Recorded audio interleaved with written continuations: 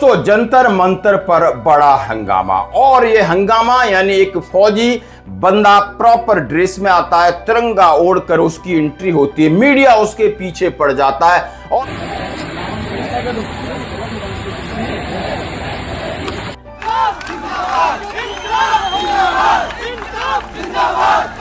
कोई भी मुझे देश विरोधी या देशद्रोही नहीं कहे।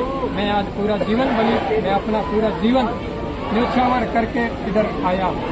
मुझे पता है जितनी सरदार भगत सिंह ने यातनाएं झेली उतनी यातनाओं का मुझे सामना नहीं करना पड़ेगा। सरदार भगत सिंह इस देश के लिए 23 साल की उम्र में फांसी चढ़ गए थे, मैं तो फिर भी 34-35 साल उम्र जी लिया। मेरा तो वंश नहीं। मैं इधर क्यों आया हूँ? बच्चों के लिए। और कह रहा है आखिर आप वर्दी में हो, आप ऑन ड्यूटी हो? वो बोलता है हाँ। बोला है आप यहाँ आने के आप आए, आपको डर नहीं लग रहा? बोला कोई डर नहीं है। क्या आपको सजा मिल सकती है? बोला मिल सकती है। क्या आपके खिलाफ एक्शन हो सकता है? हो सकता है। फिर आप क्यों आए? बोला कहा हमारे अंदर से बहुत सारे सवाल उठ रहे। मैं दुखी था, इस व्यवस्था से दुखी था और इसलिए आज हमने कहा है कि इंकलाब जिंदाबाद। यानी उन बच्चों के लिए आए, उन पेरेंट्स के लिए आए जो सालों साल मेहनत करते हैं और किसी एग्जाम का पेपर लीक हो जाता है या किसी बच्चे को 10 सेकंड या 15 सेकंड की देरी की वजह से उसको एग्जाम में नहीं बिठाया जाता है। वो देरी का कारण क्या हो सकता है? देरी का कारण आपकी ट्रेन व्यवस्था, आपकी बस व्यवस्था, आपकी फ्लाइट व्यवस्था, आपकी ट्रैफिक व्यवस्था। ये सरकार की जिम्मेदारी, इंडिविजुअल की कहां गलती है? क्या सब चीजें समय पर चल रही हैं तो आखिर उसको इतना परेशान क्यों किया जाता है? उन्होंने कहा है हमें दर्द है कि यह सरकार जवाबदेही क्यों नहीं दे रही। यानी क्यों जवाब नहीं दे रही? सोनू वांगचुक का हंगर स्ट्राइक, उनको जबरदस्ती उठा के ले गए और सरकार से सवाल पूछे जाते हैं, सरकार कोई जवाब नहीं देती। क्या कसूर है उस बच्चे का जो 10 से 15 सेकंड लेट हुआ? क्या आपकी फ्लाइटें पूरे टाइम पे चलती है? क्या आपकी ट्रेनें पूरे समय पे चलती है? क्या आपकी बसें पूरे समय पे चलती है? क्या आपका ट्रैफिक का कारण नहीं हो सकता कि वो बच्चा इस लेट हुआ है?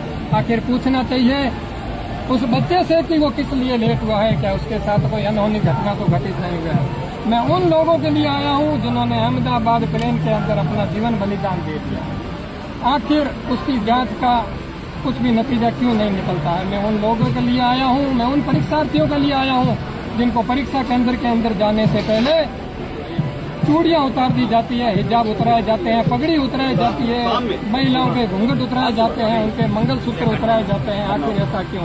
21वीं सदी के भारत के अंदर ऐसे उपकरण क्यों नहीं है जिनके अंदर आने जाने से ही उनके शरीर की पूरी जांच हो जाए?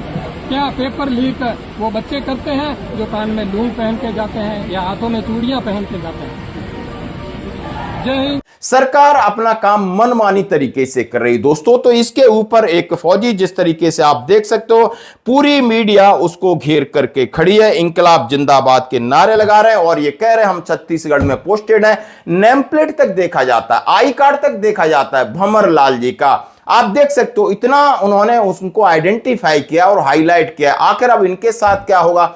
ये अलग डिपार्टमेंट उनके खिलाफ जरूर कार्रवाई करेगा क्योंकि ऐसा हमारे नियम में होता नहीं है। लेकिन आदमी का गुस्सा कहीं ना कहीं फूट रहा है। आपको लग रहा है कि जो जंतर मंतर पर जिस तरीके से आप एजिटेशन चल रहे हैं और युवा खासकर जा रहे हैं, बड़े बड़े सेलिब्रिटीज जा रहे हैं, एक्स सर्विसमैन भी जा रहे हैं, मैं देख रहा हूं कर्नल साहब भी एक सवेरे जा रहे हैं, तो वहां पर बहुत सारे सेना के जेसीओ जवान भी पहुंच रहे हैं। कई प्रकार की बातें कही जा रही, सरकार पर हमला कर रहे हैं, सरकार की नीतियों से गुस्सा। ये जैन जी का प्रदर्शन है कि आखिर नीट का पेपर यदि लीक हो जाता है तो एक नैतिकता के आधार पर ही शिक्षा मंत्री को इस्तीफा दे देना चाहिए। लेकिन सरकार नहीं चाहती कि जिसके ऊपर अंगुली उठाई जाए उसी का इस्तीफा हो, क्योंकि भविष्य में बहुत सारे सवाल उठेंगे। यदि इनका इस्तीफा उठता है तो कल रक्षा मंत्री से पूछा जाएगा आपने सदन में झूठ बोला है, उनके इस्तीफे की मांग हो चुकी है। कल वित्त मंत्री से पूछा जाएगा कि आप जब महंगाई के उस सवाल पूछे जाते तो आप बोलते हैं कि आप प्याज कम खाइए, खाना कम खाइए, तेल कम खाइए, पैदल चलिए, इस तरीके का बहाना देते हो। तो यानी ये कोई सरकार का नियम या सरकार के कानून इस तरीके के नहीं होते हैं। इस तरह की सांत्वना किस तरीके से दी जा सकती है? और आप देख सकते हो अलग अलग जगह से ट्रेनों में लोग जा रहे हैं, बसों में लोग जा रहे हैं और कहीं ना कहीं युवाओं में गुस्सा है। क्या ये गुस्सा जायज है? क्या ये एजिटेशन कहीं पॉलिटिकल मोटिवेटेड है क्या, या इसके पीछे कुछ और है? आपकी क्या है प्रतिक्रिया? आप देख सकते हो सूबेदार वीर सिंह चौहान जो लगातार दहाड़ते रहते हैं, कह रहे हैं कि हम अपनी अंतरात्मा की आवाज को सुन पा रहे हैं, यानी आतंकवादी तक शब्द लगाया है नेताओं के साथ कि इन्होंने देश को लूट खसूट करके रखा है। आप तमाम तरीके के लोगों को वहां पर देख सकते हो। बहुत सारे बच्चे हैं जो राजनेताओं के बच्चे, वो कह रहे हैं कि वो अपने पापा से भी संतुष्ट नहीं है। यानी युवाओं को देखना चाहिए, देश के भविष्य को देखना चाहिए, देश के बारे में सोचना चाहिए, देश की हर पीढ़ी के बारे में सोचना चाहिए। लेकिन सरकार अपना काम करेगी, यानी सरकार बदलाव कुछ भी लाएगी वो अपने तरीके से लाएगी, लेकिन सरकार शायद अभी तक इसका ट्रैक रिकॉर्ड रहा है कि किसी एजिटेशन या किसी मांग के आगे झुकी नहीं है। चाहे अग्निवीर का मामला हो, भले उसमें बदलाव हो, लेकिन वो अपने तरीके से करेगी, सेना को पूछ के करेगी।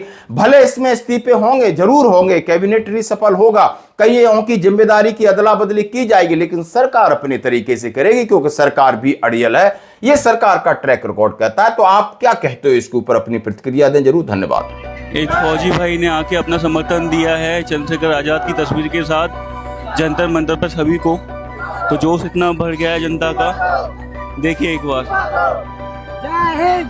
तो भाई आर्मी भी हमारे साथ आ चुके हैं और प्रॉपर वर्दी में आए हैं।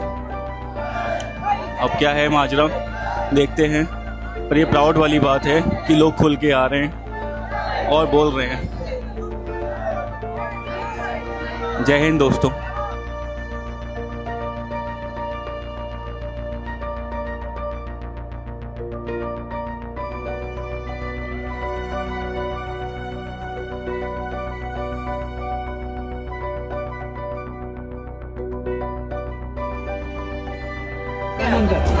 अरे भैया कहाँ जा रहे हो? ये दिल्ली जंतर मंतर। चलो दिल्ली, चलो भारत माता के, भारत माता के, इंकलाब जिंदाबाद, इंकलाब जिंदाबाद। आगे भी है, जानना ये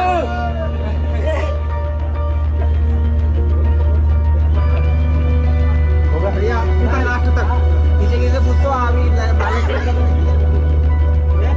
ये भी बैठे अपने साथ ही उधर इधर भी आए। चलो दिल्ली, चलो दिल्ली। जिंदाबाद जिंदाबाद जिंदाबाद जिंदाबाद जिंदाबाद जिंदाबाद।